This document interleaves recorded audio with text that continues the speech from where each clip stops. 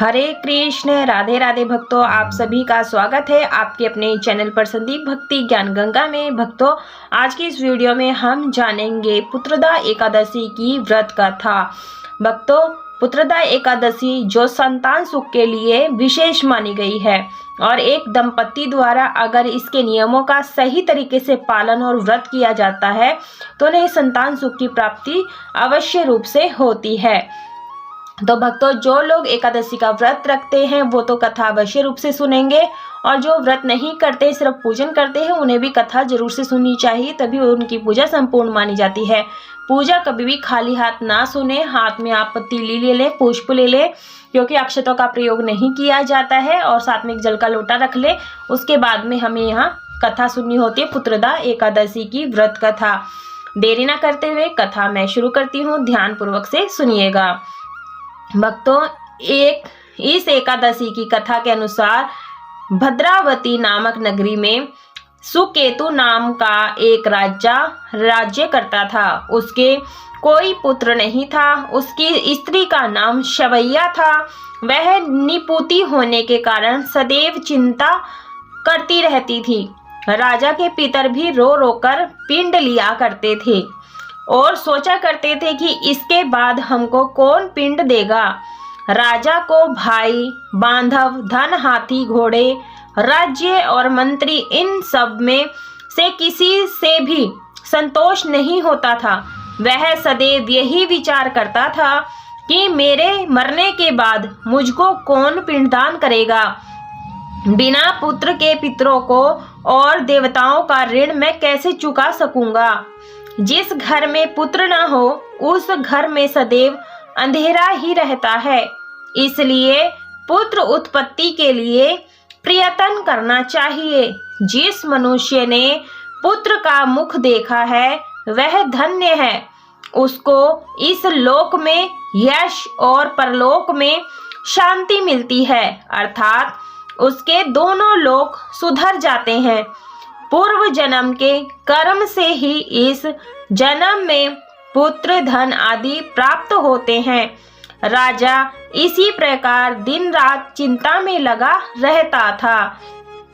एक समय तो राजा ने अपने शरीर को त्याग देने का निश्चय किया, परंतु आत्मघात हो को महान पाप समझकर उसने ऐसा नहीं किया।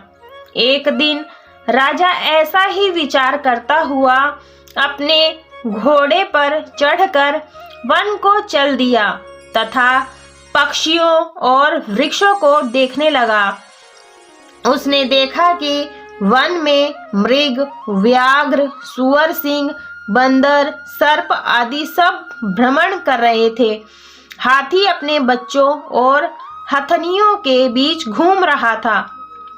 इस वन में कहीं तो गीदड़ अपने कर्कश स्वर में बोल रहे थे, कहीं उल्लू ध्वनि कर रहे थे।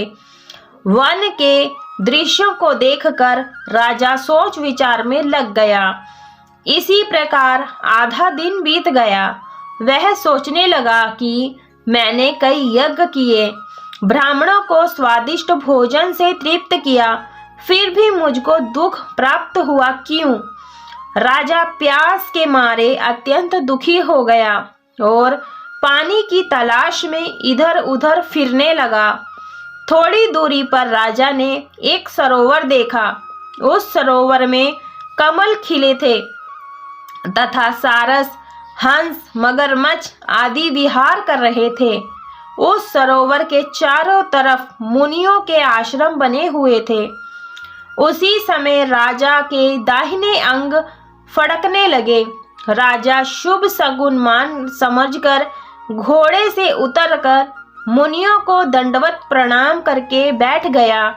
राजा को देखकर मुनियों ने कहा, हे राजन, हम तुमसे अत्यंत प्रसन्न हैं, तुम्हारी क्या इच्छा है सो कहो। राजा ने पूछा, महाराज आप कौन हैं और किस लिए यहाँ पर आए हैं, कृपया करके बताएं। मुनि कहने लगे कि हे राजन, आज संतान देने वाली पुत्रदा एकादशी है। हम लोग विश्व देव हैं और इस सरोवर में स्नान करने के लिए आए हैं। यह सुनकर राजा कहने लगा कि महाराज, मेरे भी कोई संतान नहीं है। यदि आप मुझ पर प्रसन्न हैं तो एक पुत्र का वरदान दीजिए।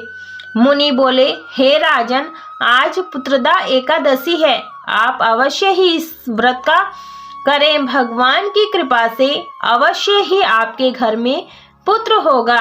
मुनि के वचनों को सुनकर राजा ने उसी दिन एकादशी का व्रत किया और द्वादशी को उसका पारण किया। इसके पश्चात मुनियों को प्रणाम करके महल में वापस आ गया। कुछ समय बीतने के बाद रानी ने गर्भ धारण किया और 9 महीने के पश्चात उनके एक पुत्र हुआ। वह राजकुमार अत्यंत शूरवीर, यशस्वी और प्रजापालक हुआ। जो मनुष्य इस महात्म्य को पढ़ता या सुनता है, हुंकारा भरता है, उसे अंत में स्वर्ग की प्राप्ति होती है। भगवान श्री कृष्ण भी कहते हैं, पुत्र की प्राप्ति के लिए सभी को पुत्रदा एकादशी का व्रत करना चाहिए। बोलिए कृष्ण भगवान की जय, विष्णु भगवान, लक्ष्मी मैया की जय।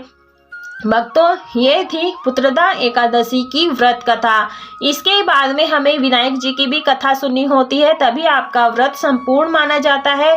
कथा की वीडियो मेरे चैनल पर है, उसका लिंक मैं आपको डिस्क्रिप्शन में दे दूंगी। आप वहां जाकर के विनायक जी की कथा सुन लेंगे। अक्षत और पुष्प भगवान के चरणों में समर्पित कर लेंगे, क्षमा प्रार्थना मांग लेंगे अपनी गलती के लिए और उनसे प्रार्थना करेंगे कि हाँ, जिसे संतान नहीं है उसे संतान का सुख अवश्य रूप से देना। यदि यह कथा वीडियो पसंद आई तो वीडियो को लाइक, शेयर, सब्सक्राइब जरूर से कर लिया। कमेंट बॉक्स में राधे राधे अवश्य लिखें।